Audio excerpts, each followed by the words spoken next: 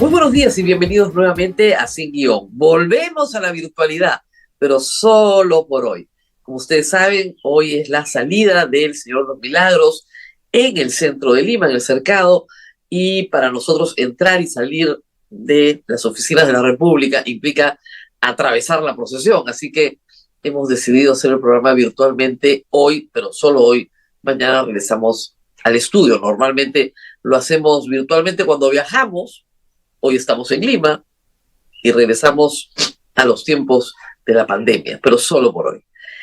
¿De qué vamos a hablar hoy día? Bueno, de las inscripciones. Comienzan los candidatos ya a mostrarse en la etapa electoral interna. La inscripción de Martín Vizcarra como parte de una plancha a la presidencia de la República ha llamado, por supuesto, mucho la atención. Y también vamos a hablar de algo que promete ser interesante. El día de hoy, el señor Gerí, que ejerce la presidencia de la República, ha ofrecido darnos un resumen actualizado de sus triunfos, de sus éxitos en la lucha contra la inseguridad ciudadana. Sin embargo, las cifras no lo acompañan. Vamos a ver qué nos cuenta el día de hoy. De todo eso va este programa, pero antes tenemos que cumplir con nuestro auspiciador, como todos los días. Prestamipe, preocupado por la baja rentabilidad que ofrece hoy la banca tradicional, una alternativa es explorar inversiones respaldadas por garantías reales. Prestamipe, una plataforma peruana, permite invertir en préstamos con garantía hipotecaria o en facturas por cobrar con potenciales rendimientos superiores. Más de 8.000 inversionistas y 1.600 millones invertidos respaldan su experiencia. Conoce más en www.prestamipe.com/invertir. Muy bien, postulantes de toda clase al poder, vamos a hablar de algunos esta mañana. Los partidos políticos tienen que hacer elecciones internas. Se supone que los partidos son entidades democráticas y que la democracia interna establece que de esa democracia interna emanan todos los candidatos. Cada partido tiene que construir, presentarle al país una plancha presidencial y los candidatos al Senado y a la Cámara de Diputados, además de los que van al Parlamento andino. Piensen ustedes, son 39 organizaciones políticas, que podrían ser 36 con las alianzas. Hay pues una enorme actividad interna entre hoy y fines de noviembre, donde finalmente, yo les diría que la primera semana de diciembre, ya tendremos lo que los partidos nos ofrecen, pero luego hay un periodo de tachas y finalmente viene la inscripción final. El calendario electoral está en marcha y en ese contexto es que aparece la candidatura del inhabilitado Martín Vizcarra. Martín Vizcarra fue inscrito como precandidato a la primera vicepresidencia por Perú Primero. Y ustedes dirán, entonces, ¿quién va de candidato a la presidencia? El señor Mario Vizcarra, que lo podrán observar en la foto. Váyanse acostumbrando a su cara porque nadie lo conoce, pero ahora lo van a conocer. Y la verdad es que no se parece en nada a su hermano, pero el señor Mario Vizcarra va a salir, como candidato a la presidencia, y los acompaña la señora Judith Mendoza como candidata a la segunda vicepresidencia.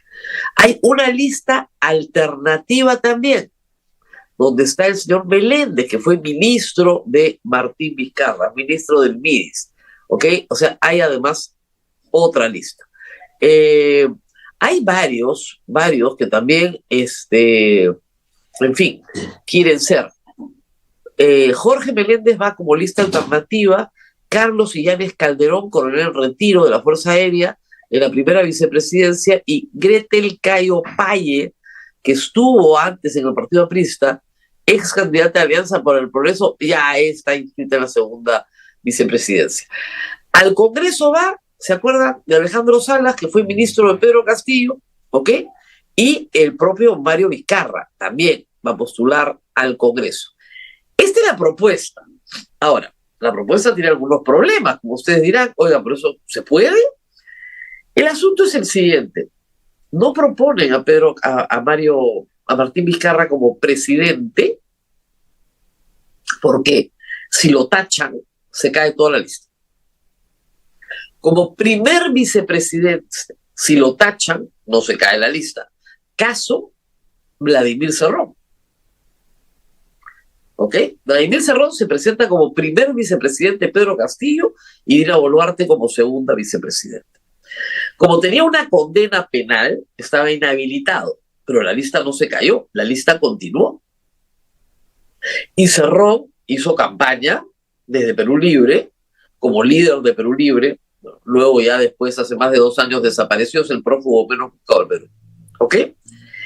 ¿Qué está haciendo el partido de Martín Vizcarra? Martín Vizcarra ni siquiera puede aparecer como segundo vicepresidente ni como nada, porque ha sido inhabilitado por el Congreso 3 veces para el ejercicio de la función pública. ¿Ok? Y además, el Jurado Nacional de Elecciones lo separó de su propio partido. O sea, para el Jurado Nacional de Elecciones ni siquiera es militante, en lo cual yo considero un abuso del derecho manifiesto. Pero en fin. Sin embargo, su hermano Mario no tiene ninguna sanción. ¿Qué han hecho? Presentan esta plancha para que de acá a la tacha final se pronuncie el Sistema Interamericano de Derechos Humanos. Si no se pronuncia y lo tachan, cae Martín, pero prevalece Mario. ¿Ok? Esa parece ser la estrategia más clara. En el camino pueden sentenciar a Martín. Sí, aunque va a demorar, porque están pidiendo admisión de nuevas pruebas, tanto la Fiscalía como Martín Vizcarra. Va a demorar. Pero podría también, con lo cual, si lo sentencian y condenan, también queda inhabilitado para la postulación. Entonces, su mejor carta en este momento, su única carta, es Mario Vizcarra. Y la pregunta que ustedes se harán es, ¿quién es Mario Vizcarra? Esa es la pregunta que nos hacemos todos. Es este señor que ven en la fotito, que como les digo, no parece hermano de su hermano, ¿no? Porque no se parece mucho, la verdad.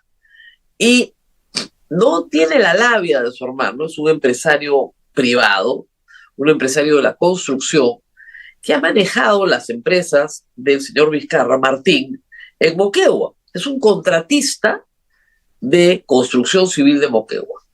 ¿Tiene procesos penales? Sí, lo involucraron ya en un caso en Tacna, del cual todavía no han acusado a nadie, pero estaba involucrado por justamente temas de construcción civil, que es el rubro al cual se dedica la familia de Vizcarra y el propio Vizcarra antes de ser gobernador y luego ministro y presidente.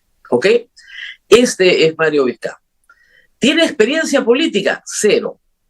Cero.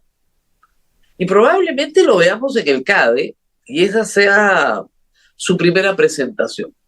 Cuando su hermano Martín estuvo preso, él asumió la vocería y dio algunas entrevistas, dijo algunas cosas, pero en términos generales su perfil ha sido completamente bajo. Una persona que no ha participado durante el gobierno de Martín Vizcarra en ningún cargo público y se mantuvo completamente alejado de su hermano. Si está en esa lista es porque ha aceptado el encargo y Martín Vizcarra juega en este momento una carta muy difícil de jugar en el Perú, que es la carta del endose. Eso normalmente en el Perú no funciona. Sin embargo, si Martín Vizcarra pudiera competir, probablemente estaría en segunda vuelta. Lo que va a tener que hacer ahora es tener esa capacidad de endose al hermano. Lamentablemente para las fuerzas que se oponen a Vizcarra, Vizcarra no ha tenido que hacer mucho. Solamente soportar las campañas de ataque desde el Congreso. En medios de comunicación que manifiestamente tienen una campaña hostil hacia él, así como en sus adversarios políticos. Eso nomás lo ha hecho trepar. No a él, porque no lo quieren ni siquiera medir, a su hermano, que según la encuesta de Ipsos está compitiendo en el segundo lugar contra Keiko Fujimori, sin haber abierto la boca, sin campaña. Así que es una lista importante en este momento. Menospreciarla políticamente yo creo que sería un error. Sin embargo, hay más de los Vizcarra. ¿Qué pasa con los Vizcarra? Han dicho que es a ver, una postulación simbólica. Obviamente, lo que le están diciendo es al electorado, miren, yo debería ser el candidato, pero no puedo porque si yo soy el candidato presidencial, se cae toda la lista completa. Voten por mi hermano, pero si votan por mi hermano, están votando por mí. Nunca he visto el caso de una lista a la presidencia de la República que tenga dos hermanos en la lista. Eso no ha pasado. Y nunca hemos visto un endose de hermanos. Eso tampoco nunca ha pasado. Y tampoco hemos visto un endose de hermanos porque uno está inhabilitado para postular. Tampoco ha pasado. Que en el Perú no hay endose es una vieja frase de la política peruana. Pero este tipo de endose nunca lo hemos visto. Las pintas que dicen Vizcarra por todo el Perú sirven para cualquiera de los dos. Y los letreros también, hay que cambiar la fotito, nada más. Nada impide además que Martín Vizcarra acompañe a su hermano a hacer campaña por todo el país. Nadie le puede prohibir eso. Le pueden prohibir postular, le pueden prohibir ser militante del partido, pero ir a calles y plazas y tomar un micrófono como cualquier persona podría hacerlo, no se lo pueden impedir. Lo que va a tener que revelar Vizcarra, y esa es la parte más complicada de su postulación, es cuál es el pacto con su hermano. Si resulta elegido su hermano, obviamente, y Vizcarra es condenado, lo va a indultar. ¿Ok? Y lo puede indultar, porque no son crímenes de lesa humanidad. O sea que lo puede indultar sin problema. ¿Ese indulto lo repone como presidente de la República? No. Pero ese indulto sí puede generar la renuncia de Mario Vizcarra y de su segunda vicepresidenta para que inmediatamente se convoque a un nuevo proceso electoral. Ojo, ojo. Si Vizcarra tuviera 0.01%, como tienen varios candidatos, o si tuviera 2%, ni siquiera estaríamos teniendo esta conversación. No tendría mayor importancia. Pero, como siempre les he contado acá, sus enemigos le dieron relevancia política. Es hechura de sus enemigos. Y por decir esto, a ustedes les consta la cantidad de insultos que yo recibo.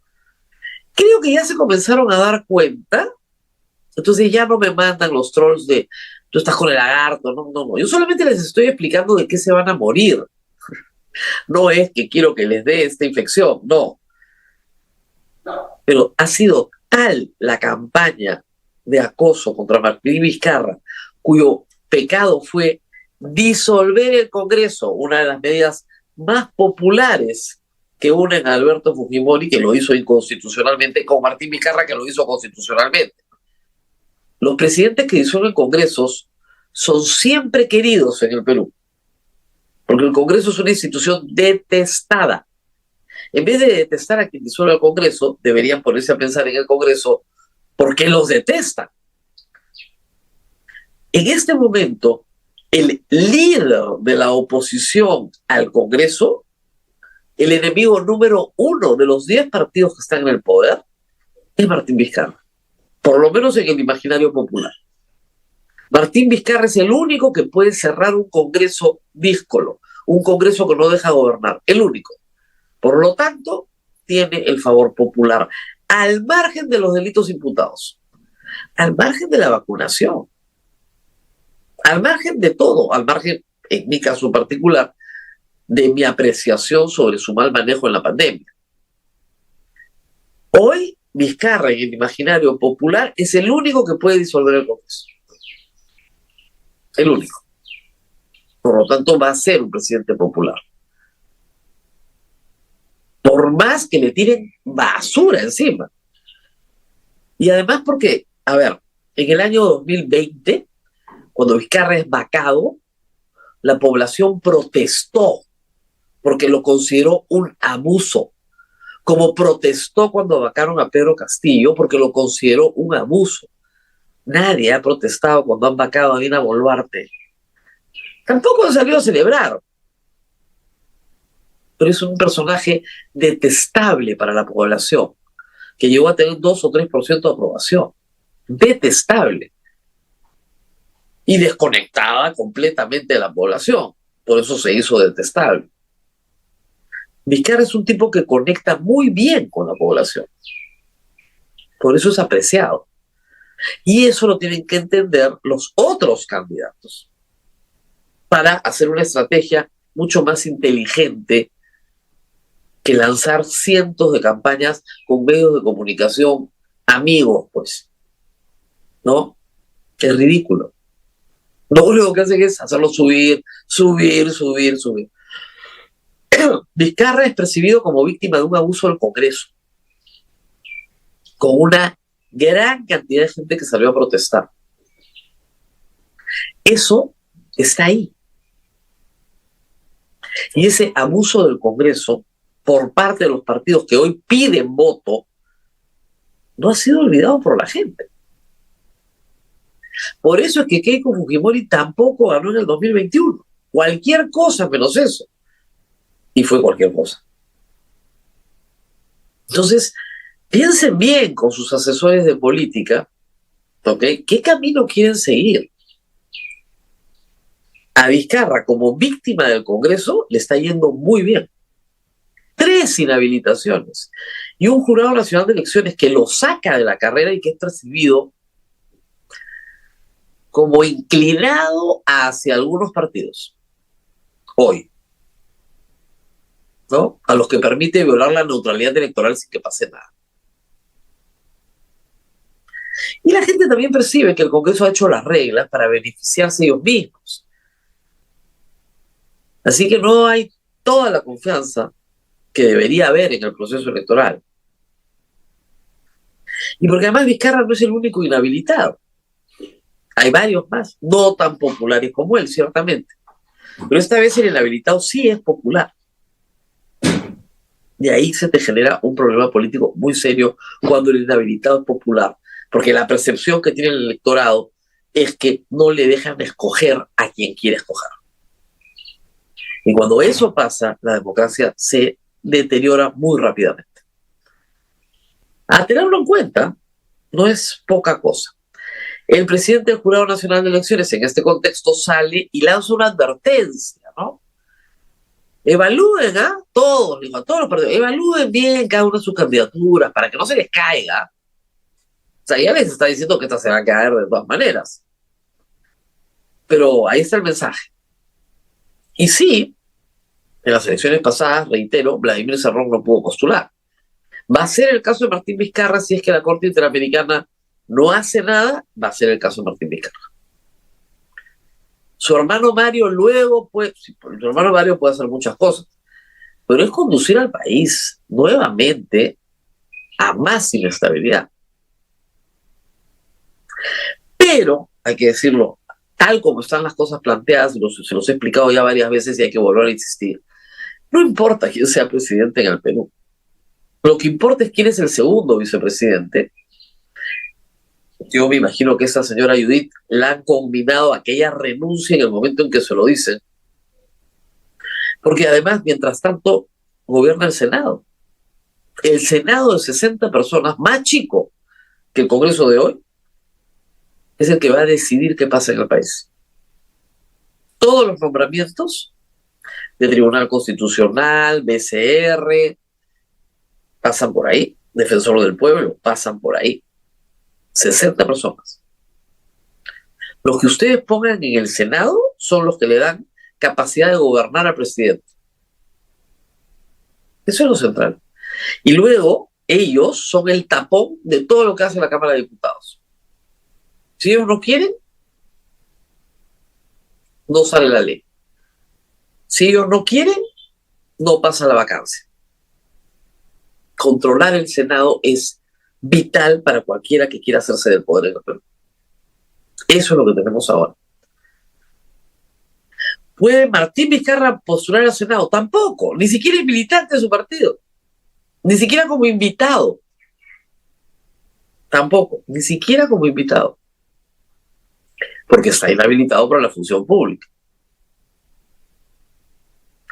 Yo creo que ese es uno de los peores errores políticos que han cometido las fuerzas que están hoy en el Congreso. Y esos errores políticos tarde o temprano se pagan. Tarde o temprano se pagan. ¿Qué más ha pasado? Bueno, tenemos más candidaturas. Anuncios, por favor. Susy Díaz. Ya no está rubia, está con el pelo negro.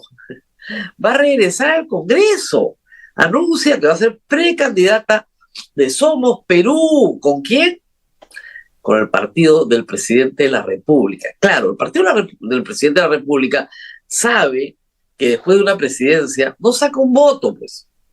La gente no vota por los partidos que ejercen la presidencia de gobiernos transitorios. Entonces tiene que poner figuras muy queridas. Susy Díaz es una figura muy querida, pero que siempre dijo que no quería volver a saber nada de la política porque le costó un montón de plata pagar la reparación civil que tuvo que pagar por andar en migas con Montesinos. No quería volver a saber del asunto. Pues parece que la han animado. No sé si está inscrita o va como invitada, probablemente vaya como invitada, pero ayer se anunció su postulación por Somos Perú. Y también otra noticia que viene de Fuerza Popular, una noticia extraña. La congresista Vivian Olivas presentó su renuncia a la bancada de Fuerza Popular por motivos personales, está muy bien, y de conciencia. Cuando uno tiene motivos de conciencia, lo que está diciendo es que ha percibido faltas éticas. Eso es lo que está diciendo. Es raro que la congresista Olivos renuncie a la bancada, no sé si es militante del partido o no, supongo que sí, en medio de un proceso electoral donde podría perfectamente postular a su reelección al Senado. Porque una de las reglitas que ha hecho este Congreso es que todos pueden postular a la reelección al Senado. Todos quieren ser senadores. No importa que tengan los 45 años o no. Tal vez le indicaron que sus sueños no se van a cumplir y ha decidido retirarse. No lo sé. Pero es una renuncia, la verdad, extraña. Otras candidaturas se están moviendo, sí. Hoy día hay una nota interesante en La República donde en Avanza País hay cierta polémica porque tienen dos candidatos a la presidencia, dos precandidatos, Philip Butters y el señor César Combina, y la dirigencia de Avanza País, algunos han señalado que el señor Combina no puede postular. Tensión en algunos partidos. Y les vamos a ver, porque finalmente lo que vemos al final del día son partidos con dueño, donde ahí no hay nada que discutir, ¿ok? El dueño dice y se hace, y partidos con dueños débiles, donde hay varios que aspiran a ser. El APRA, que es un partido sin dueños, pero con dirigentes fuertes, digamos, tiene 15 candidatos en sus internas y van a un militante un voto, lo cual, la verdad, me parece bastante más democrático y entretenido para todos. Aunque parece ser que el ganador va a ser Jorge del Castillo, sin más dudas ni murmuraciones, ¿no? Pero en fin, así están los preparativos para las elecciones internas. La lista de Vizcarra se ha presentado ¿a dónde? En el comité electoral de su partido Perú Primero. Ahí se ha presentado la lista, no en otro lugar. Creo que quieren además simbólicamente decir que Martín Vizcarra, por supuesto, cuenta con todo el respaldo del partido del cual lo sacó la administración pública, pero no su partido. Hoy es martes, tenemos preguntas del público y por supuesto que las vamos a hacer. Vamos a hacer la pausa, regresamos con un bloque más para hablar de seguridad ciudadana. Esta madrugada, otro chofer de combi asesinado en el Callao. Vamos con eso y volvemos en un instante. El exceso de peso es uno de los principales retos de salud pública global. Desde 1975, su prevalencia se ha triplicado. En 2022, 2.5 mil millones de adultos tenían sobrepeso y 890 millones eran obesos. En el Perú, la situación también preocupa. El 36.5% tiene sobrepeso y 25.7% obesidad. Ante este desafío, la Ley de Alimentación Saludable introdujo los octógonos frontales, sellos que advierten con claridad cuando un producto es alto en azúcar, sodio o grasa, facilitando decisiones de compra más informadas. El impacto fue inmediato. 7 de cada 10 hogares peruanos cambiaron sus hábitos de compra. Además, muchas empresas reformularon sus productos para evitar los sellos, reduciendo el sodio y azúcar, en beneficio de la salud pública. Aunque la industria alimentaria se opuso, alegando costos altos y limitaciones al comercio, la ley se está fortaleciendo. El reto es complementar la política con educación nutricional para sostener los avances.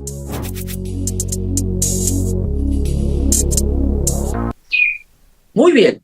Y vamos a hablar ahora de seguridad ciudadana.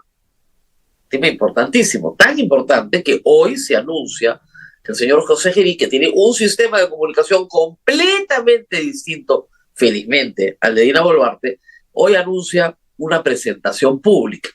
Nos va a dar un primer balance, ¿ok?, de, digamos, la primera semana de estado de emergencia o sus primeros 15 días y poco más, 17 días de gobierno.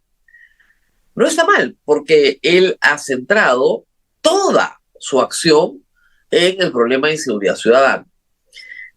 Cuando un gobernante asume en las condiciones en las que Gerí asume, faltando pocos meses para el cambio de mandato, lo lógico es centrarse en un solo tema y hacerlo bien. Si ustedes revisan, Valentín Paniagua lo que le ofreció al país fue elecciones limpias, después de unas elecciones muy sucias en el año 2000. Y cumplió en 7 meses con elecciones limpias. ¿Qué le ofrece Sagasti al país? Vacunas. Vacunas, era lo que tenía que dar. No había una vacuna cuando él llegó al poder. Vacunas, vacunas, vacunas. Todo su gabinete, que fue un magnífico gabinete, se abocó a vacunar a todo el país, a negociar los contratos, relaciones exteriores, defensa, hacer el transporte, en fin, interior, salud, educación, todos los sectores. ¿Se abocaron a qué? A vacunar al país. Y nos salvaron la vida. Esa es la verdad. Esas vacunas salvaron millones de vidas. Una cosa. ¿Qué está pasando hoy en el Perú? Tenemos que enfrentar una ola de delincuencia espantosa.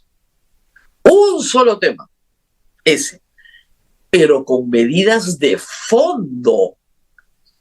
El problema central para el señor José Gerí hoy es que él está involucrado en actos ilícitos.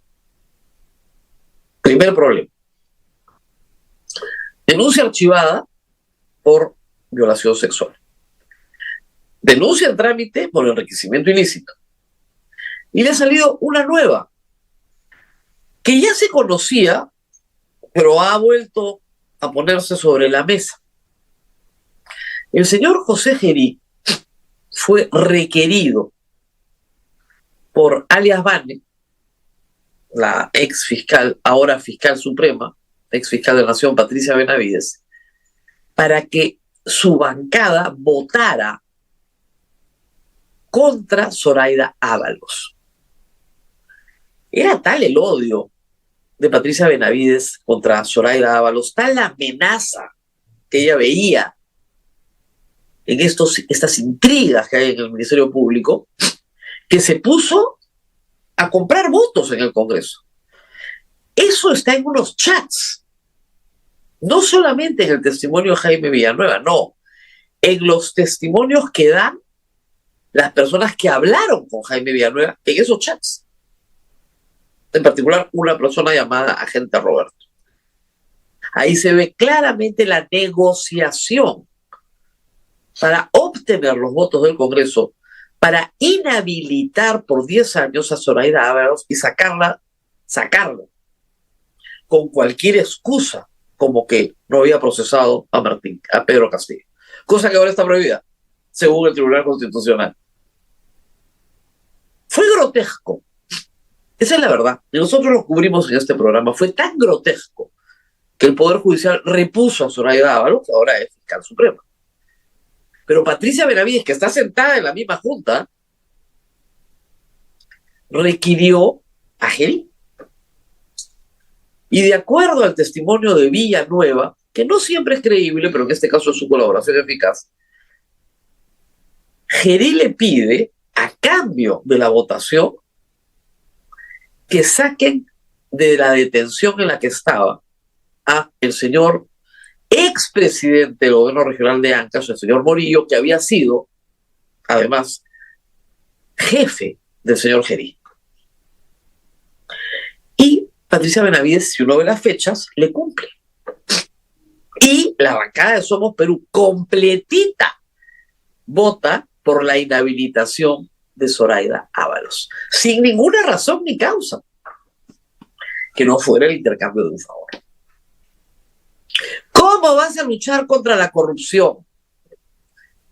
Cada vez que se le dice a Gerí, oiga, y las leyes pro crimen que usted aprobó, si no las derogan, no hay forma. Les voy a poner un ejemplo bien sencillo. El tipo penal crimen organizado desapareció.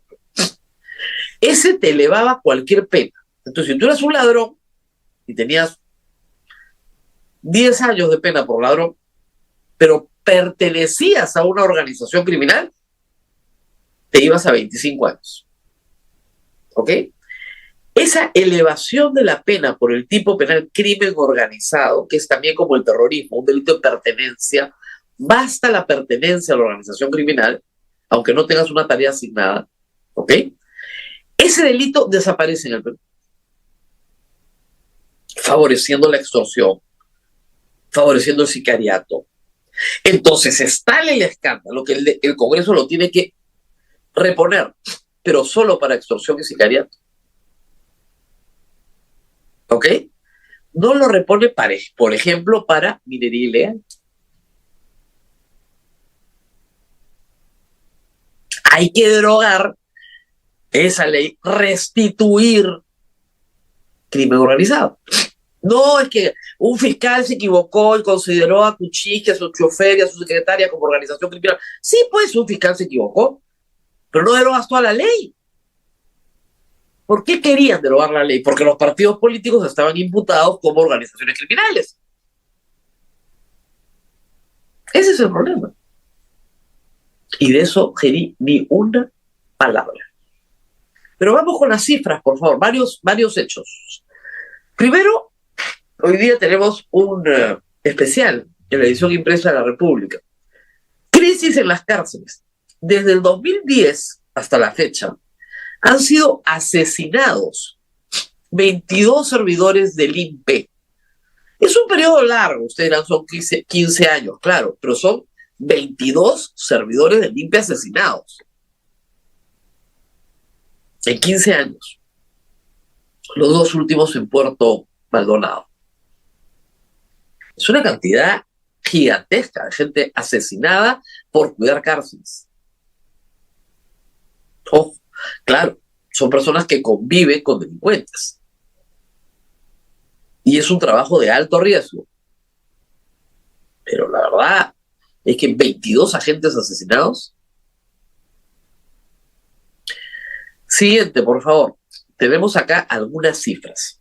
Juan Carvajal es un ingeniero que se ha hecho muy famoso en las redes sociales por sus buenas cifras. Él trabaja cuadros para que ustedes puedan entender la situación que hay en robo, en muerte violenta, etc. Y trabaja con cifras oficiales. Acá hay una comparación del estado de emergencia durante los primeros 15 días del gobierno del señor Gerí versus los últimos 15 días del gobierno de Dina Boluarte. ¿Cuál es el hallazgo? Que no hay ninguna diferencia. Ese es el hallazgo. ¿Ok? De acuerdo a los registros oficiales del SINADEF, y aún con registros por actualizar, la situación no ha cambiado en cuanto a homicidios. Entre el 10 del 10 y el 24 del 10, gobierno de José Gerí, 28 homicidios. Entre el 25 del 9 y el 9 del 10, gobierno de Dina Boluarte, 29 homicidios. Sin cifras actualizadas del SINADEF, porque esto se ha hecho cortando el 24, ¿ok? Y hoy día estamos 28. Ninguna diferencia. Entonces, ¿qué cosa nos va a contar hoy día el señor Gerí? Ese es el problema. Más cifras, por favor, de Juan Carvajal, a quien le agradecemos mucho su trabajo. Otro tuit, lo pueden revisar en X. En lo que va del gobierno de José Gerí, y con registros aún por actualizar, esto es de ayer, ¿ya? Se han registrado 75 homicidios a nivel nacional entre el 10 de octubre y el 24 de octubre. Persiste la tendencia creciente. De acuerdo a los registros oficiales del SINADEF, desde el 1 de enero de este año hasta el 24 de octubre del 2025, tras 297 días, se han registrado 1.840 homicidios, cifra que debería ser mayor debido al subregistro. En lo que va del 2025, cada 3 horas 52 minutos se ha registrado un homicidio a nivel nacional. Y ahí tienen las barras, ¿ok? Todavía no ha terminado el año. Y ya hemos superado todos los años anteriores al 2023. Ya hemos superado largamente, el 2017, 2018, 2019, 2020. Todavía no hemos superado el 2024. Pero faltan 3 meses. Y ahorita lo vamos a superar. Es algo de locos. Algo más, ustedes dirán, bueno, sí, eso es en homicidios, ¿no? Qué tristeza. Ok. Algo más. Robo. También cifras de Juan Carvajal. Esto es lo que se roba anualmente de celulares. Cualquier cosa que usted en su imaginación se queda corta. Solo el 7.2% se ha logrado recuperar de más de 1 millón de celulares, 1 millón, robados este año, entre enero y septiembre. 1 millón. 1.101.794 para ser exactos. 1 millón de celulares robados. Yo ayer sacaba mi cuenta, no sé, imagínense que un ladrón roba, no sé, 100 celulares al año, ¿no? No puede robar tanto más. Necesitas 10.000 choros. ¿Tanta gente está robando celulares en el Perú? Y sí, efectivamente, la causa de prisión más importante que tenemos hoy, entre los 100.000 presos que tenemos, es hurto. Eso es lo que más hay. Pero esto es una locura. 1 millón de celulares robados. 1 millón de personas afectadas, porque el celular es una herramienta personal. 1 millón de personas afectadas este año. Adultos en el Perú, somos 27 millones que vamos a votar. 1 millón, digamos, suponiendo que no hay muchos niños, aunque también le roban a los niños, por supuesto, y a los adolescentes, pero 1 millón son víctimas del delito. ¿De qué vamos a hablar? Esta madrugada ha ocurrido un incidente muy serio, nuevamente, en el Callao. Y los choferes, esta madrugada y esta mañana temprano, hace minutos, han ocupado la avenida Gambetta en protesta, porque están hartos. Los extorsionadores ahora quieren que se les manden las placas de los que sí pueden salir. Ellos aprueban quién transita y quién no transita. ¿En ese nivel estamos? Un chofer no puede salir a trabajar tranquilo porque no sabe si lo matan, por no pagar el cupo. Mientras tanto, hay que decir que en el caso de Agua Marina, la policía con inteligencia y con inteligencia financiera está encontrando un modus operandi muy importante para determinar la responsabilidad de los criminales que actuaron contra el grupo Agua Marina. Y que es un modus operandi que va más allá de ese incidente, que va al fondo del asunto. Los delincuentes se están profesionalizando y formalizando con empresas de fachada. Lo que se ha descubierto es que el delincuente alias El Jorobado, que se llama además Adam Smith, y que está detenido en la cárcel, controla una organización criminal con empresas de fachada que controlan los conciertos de cumbia y otros en todo Lima. Esas empresas de fachada tienen la distribución de la cerveza y las gaseosas, otra tiene la música, o sea, los equipos de sonido, otra pone la movilidad, el transporte, en fin. Se dividen los rubros y muchas veces obligan a las orquestas a tocar gratis.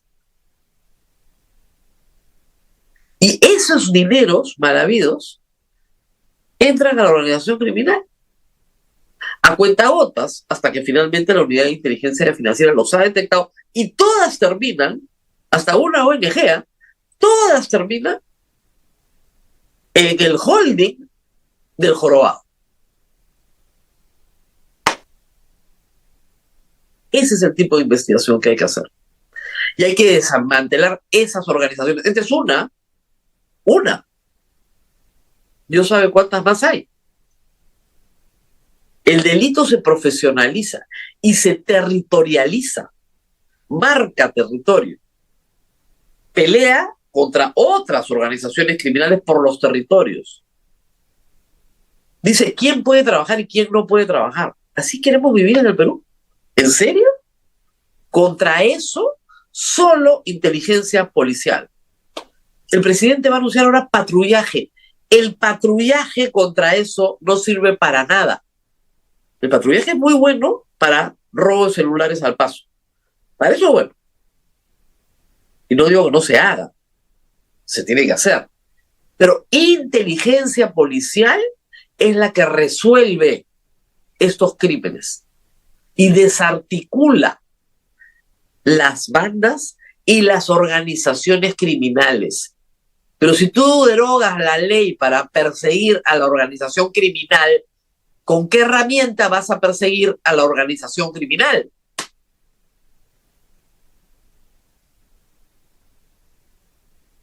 Podríamos dedicar todo un programa, y lo vamos a hacer, porque esto va a ser un tema de campaña, a todas las leyes que el Congreso ha generado y que incentivan la delincuencia.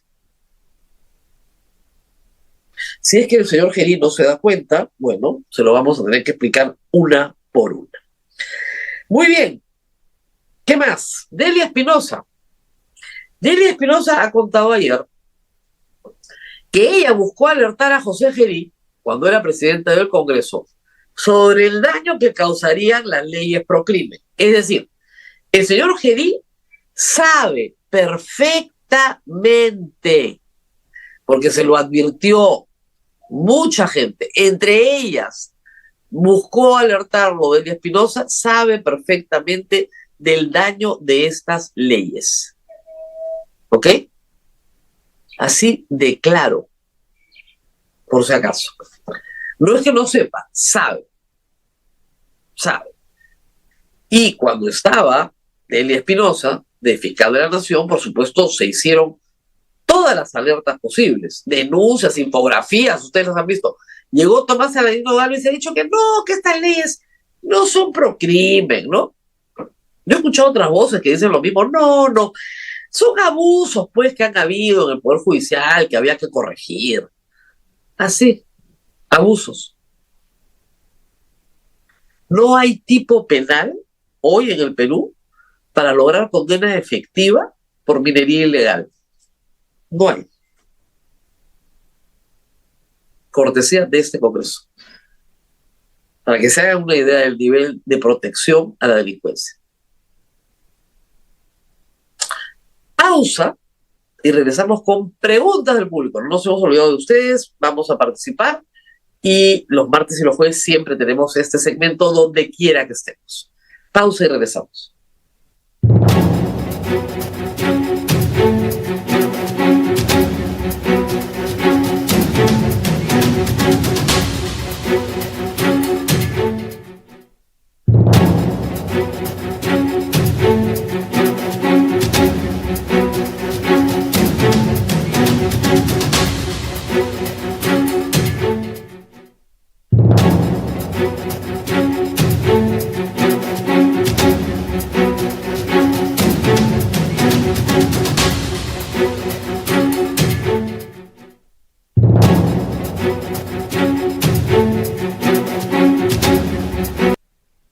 Muy bien, nuestro segmento esperadísimo de interacción, preguntas del público. Yo contesto lo que sea. Lo que no sé, les digo, voy a averiguar o no sé. Así que vamos, suéltenme las preguntas. La primera, acá me voy a tener que poner anteojos porque si no, no veo nada. Muy bien. ¿Qué dice la señora Janet Garay, 477? Buenos días, Rosa María Palacio. Soy fiel seguidora de su programa. Mi pregunta es, ¿por qué no se pronuncia el Poder Judicial respecto a la reposición en el cargo del fiscal de la Nación de la señora Neidia Espinosa? Ya se pronunció el Poder Judicial. El Poder Judicial ha dicho que la repongan. La Junta Nacional de Justicia ha dicho, no, yo entiendo que me han dicho en un extremo que suspenda la investigación, pero no que la reponga. Una leguleyada. Lo que tiene que hacer la defensa de Espinosa es insistir en el juez de la causa para que le clarifique el pensamiento a la Junta Nacional de Justicia. ¿Ok?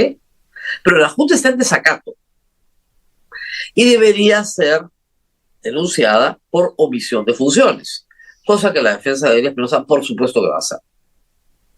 Siguiente, por favor. Siguiente pregunta. Ahí está. Percy Ortiz. Doctora, los futuros candidatos a ambas cámaras deben firmar un compromiso. Si ganan, de pertenecer al partido que han ganado, porque después se van del partido y es una traición a los votantes. El famoso tema de los tránsfugas. Miren, es un tema bien complicado, porque yo estoy de acuerdo con usted. Si yo digo que voy por ese partido, es porque creo en ese partido, creo en el programa de ese partido, voy a hacer cumplir el programa de ese partido, o la ideología de ese partido. Pero lamentablemente cuando no tienes partidos con programa, no tienes partidos con ideología, y tienes un partido que en realidad es una repartija del poder, no estás votando como elector tú por un partido serio. Entonces no esperes que la gente se quede ahí para siempre. Y el problema luego termina siendo moral. ¿Qué pasa si tú estás en un partido y resulta que la mitad de tu bancada está metida en una cosa como los niños, por ejemplo? Tienes que tener derecho a irte por razones de conciencia. No te pueden obligar a estar en una situación en la cual no quieres estar. La discusión ha sido muchas veces ya, el que se va, no se va de la bancada, se va como, digamos, el que se va como no agrupado. No puede integrar otra bancada. Esa es una forma. La otra es el que se va, perfecto, se va, pero se va del Congreso y entra su accesitario. Porque el curul es del partido. Eso todavía no se ha implementado en el Perú. Muy bien. Doctora, siguiente, por favor. De nuevo los lentes para leer el nombre, porque las letras ya me las están poniendo más grandes. Oscar Casalino. Excelente programa, doctora. Pregunta, ¿un referéndum tiene fecha de vigencia? ¿Por qué no se respetó el referéndum de la bicameralidad? ¿Cómo poder reclamar? Efectivamente, no tiene fecha de vigencia. Ese es el problema.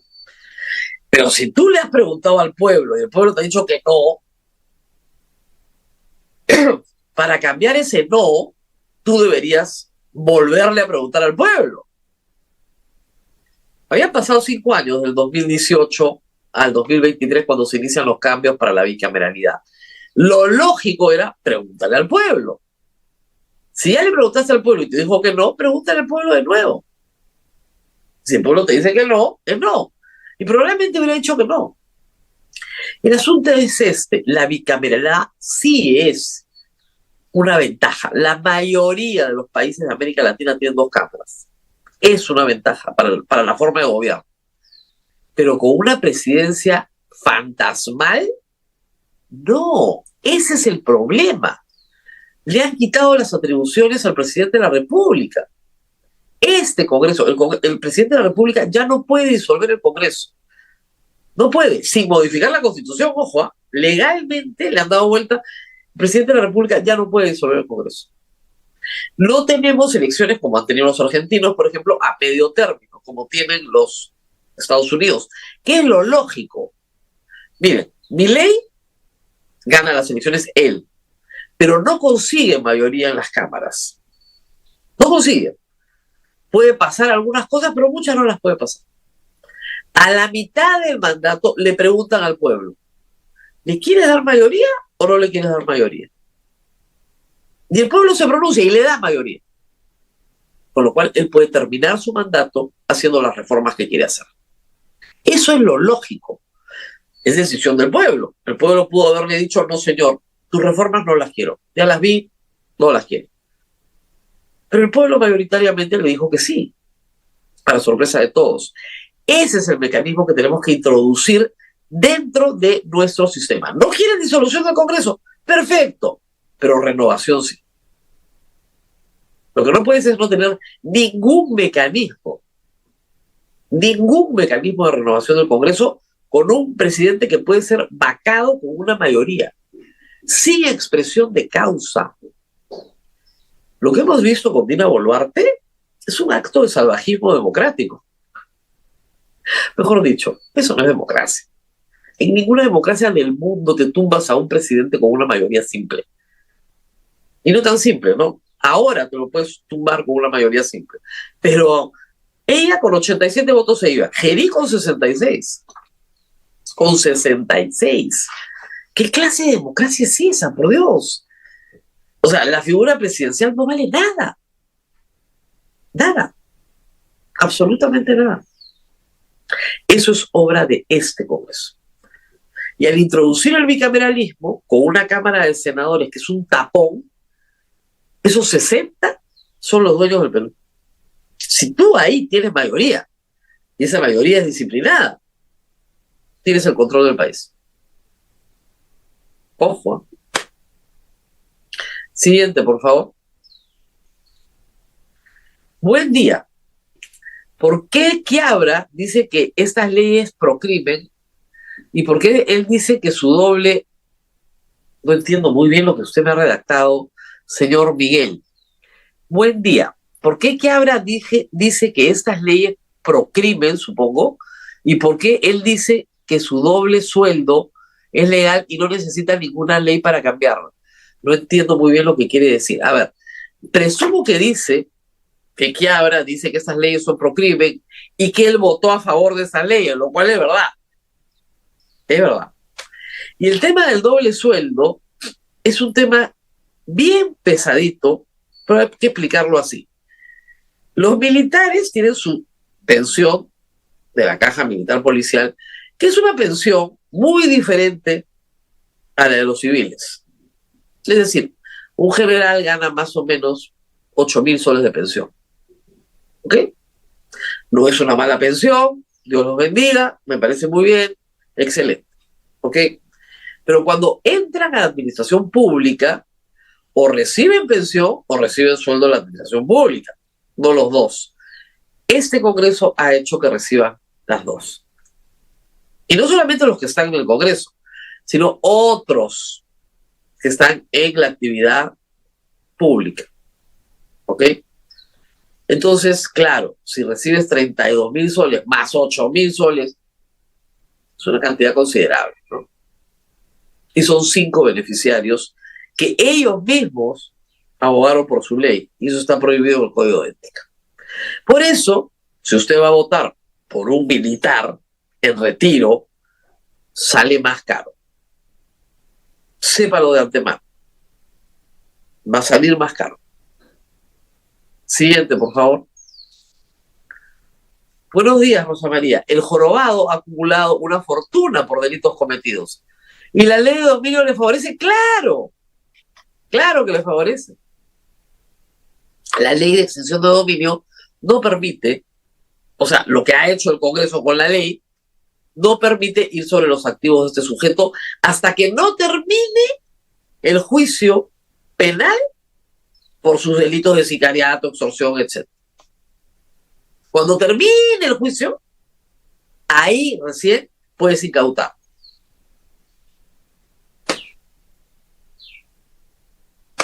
Tiene todos sus activos ahí. ¿Qué tal? Ay, siguiente, por favor. Claro, no quieren derogar esas cosas, ¿no? Ya se imaginan por qué. Claudia Soto, doctora, buenos días. Así deroguen las leyes a favor del crimen organizado por parte del Ejecutivo con facultades. ¿Habrá solución ante esta ola criminal y qué se necesitaría para ello? Mire, ayer tuvimos una larga entrevista con Luis Pérez Guadalupe. Las soluciones en blanco y negro ya están. Esto no es astrofísica.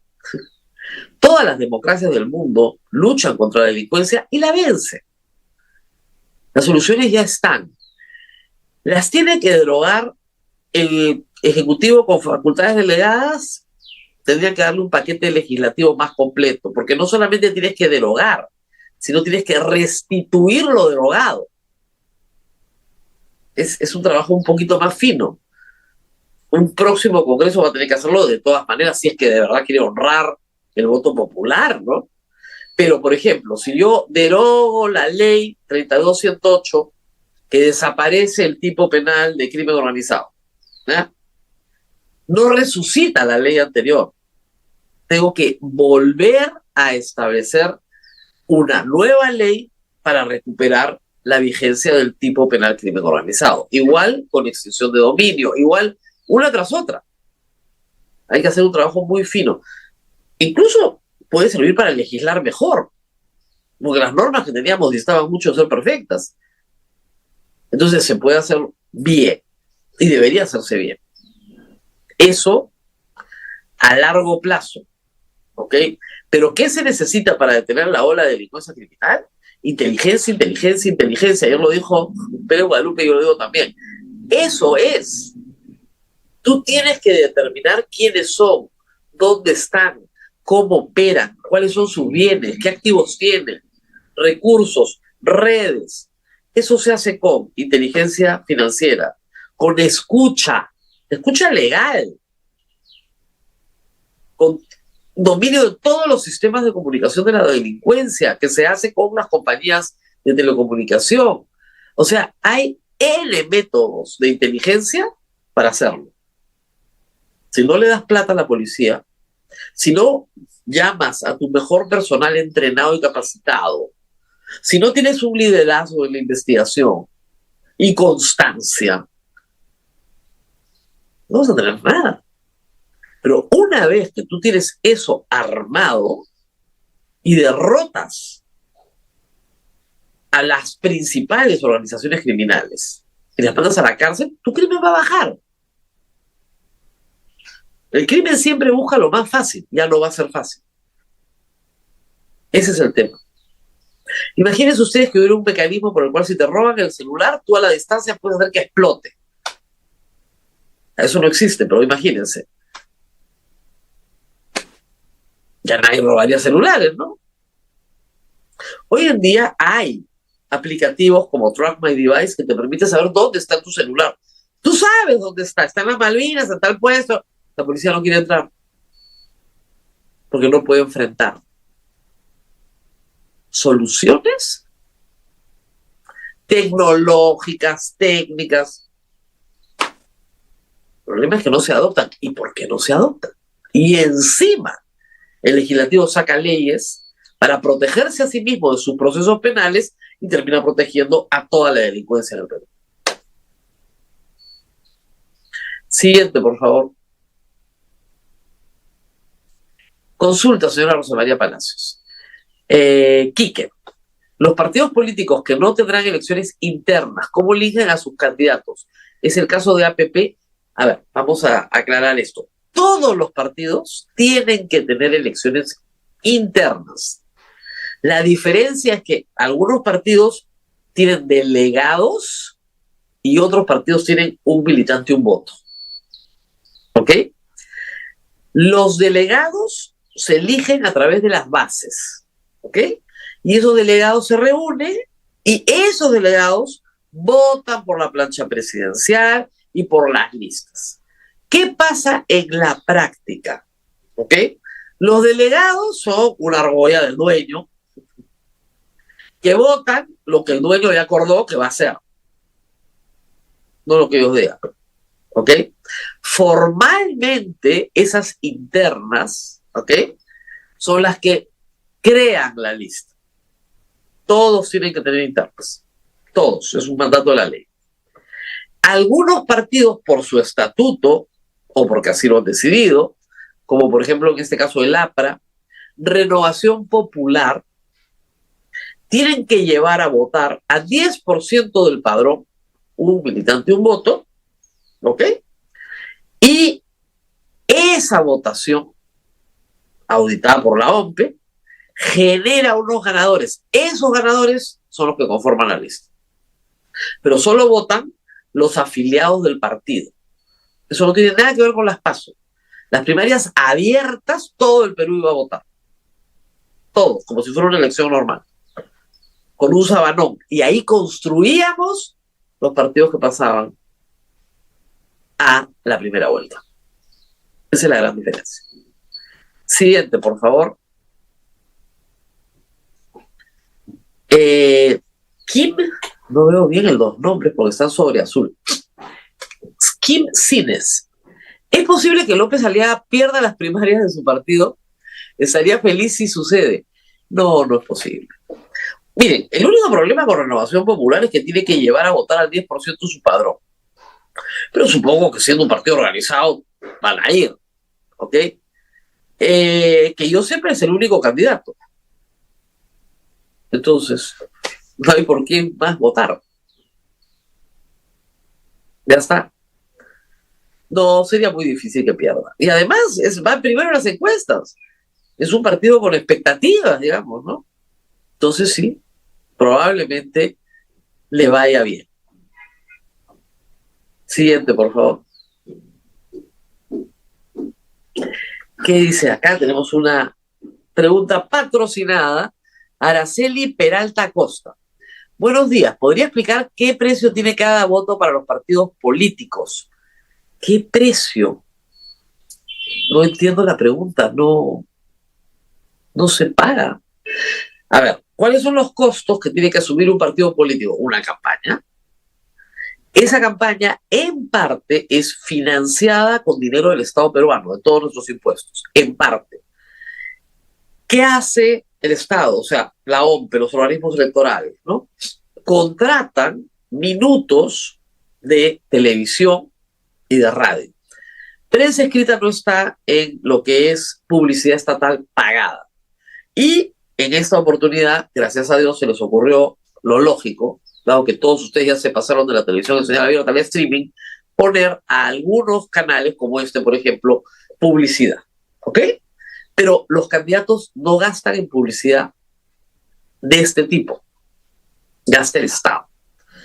Ese es el gasto más grande. Y luego tienes el gasto de los mítines, el transporte. O sea, hay un montón de gastos, equipos de sonido, hay gente que contrata grupos musicales, animadores, etc. Un meeting está bastante bien cuantificado ya por la OMPE, porque tienes toda clase de mítines, ¿no? Meeting te bajas del bus, 30 personas, tu micro, que se no cuesta nada, a multitudinario meeting donde les has dado comida, polo, gorrita, globos, almuerzo, buses, equipo de sonido, marco musical. Olvídense, eso puede costar 100,000 soles o $100,000. Esos son los costos. Ahora, ¿qué precio tiene cada voto? No, ahí no hay ningún precio. Usted va, vota gratis. Siguiente, por favor. Ya, acá chicos, desde el switcher, ahora sí veo. No veía nada, pero ahora sí. Cayito. Buenos días, Rosa María. Según lo advertido por el Jurado Nacional de Elecciones, de las candidaturas hay forma que puedan anular toda la plancha presidencial. Sí, claro. Con lo cual, el tema de Vizcarra, solo él está participando estando inhabilitado. Miren, los candidatos se examinan uno por uno. Se supongan que Vizcarra está inhabilitado, pero su hermano está condenado y la otra señora está también condenada. Ya, no puede ninguno de los tres. ¿Ok? ¿Cómo se sostiene una plancha? Una plancha se puede sostener sin candidato presidencial y los dos vicepresidentes, no. Se tiene que mantener el candidato presidencial. Una plancha se puede sostener con el candidato presidencial y un vicepresidente, sí. Una plancha se puede sostener con el candidato presidencial y sin ningún vicepresidente, no. Necesitas dos y uno tiene que ser el candidato a la presidencia. Esa es la idea. Siguiente. Pues ya no tenemos más. Eso fue todo, me han dicho el switcher. Señora, usted está hablando hace mucho rato, se tiene que ir del aire. Muy bien, muchísimas gracias a todos por haber estado esta mañana acompañándonos. Como les dije al principio, no fue posible salir del centro porque hoy es 28, es el Día del Señor, y era muy difícil llegar al centro, así que decidimos desde anoche hacer el programa de hoy virtualmente, pero mañana sí regresamos a los estudios. Esperamos que ya con precandidatos presidenciales para que ustedes puedan, o al Senado por lo menos, para que ustedes puedan conocerlos. Muchos me han dicho que en la campaña por estos no, yo tendría que decir por cuáles sí. ¿Ok? Yo no les voy a decir por quién votar, pero sí les voy a presentar la mayor cantidad de candidatos posible que pueda humanamente entrevistar. Para ello, a partir de diciembre tenemos una gran sorpresa, pero todavía no se las voy a contar, para que ustedes puedan conocer de la mejor manera posible la mayor cantidad de candidatos posibles. Finalmente, están postulando cerca de 10,000 personas. Humanamente no las puedo entrevistar a todas, pero vamos a tratar de llevarles la mayor cantidad de candidatos posibles. Eso sí.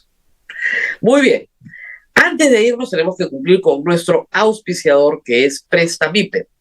Preocupado por la baja rentabilidad que ofrece hoy la banca tradicional, una alternativa es explorar inversiones respaldadas por garantías reales.